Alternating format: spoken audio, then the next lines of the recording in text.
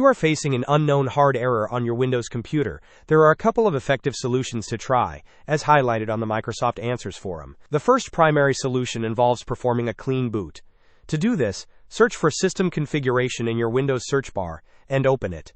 Navigate to the Services tab, and then check the box that says Hide All Microsoft Services. After that, click on Disable All, select Apply, and then click OK. You will then need to restart your computer for these changes to take effect. The second solution is to run an SFC scan, which stands for System File Checker.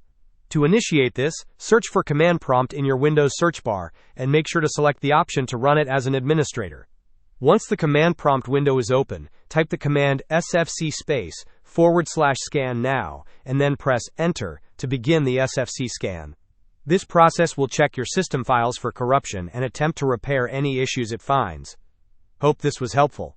Don't forget to like and subscribe if you enjoyed. As always, thanks for watching, and I will see you in the next video.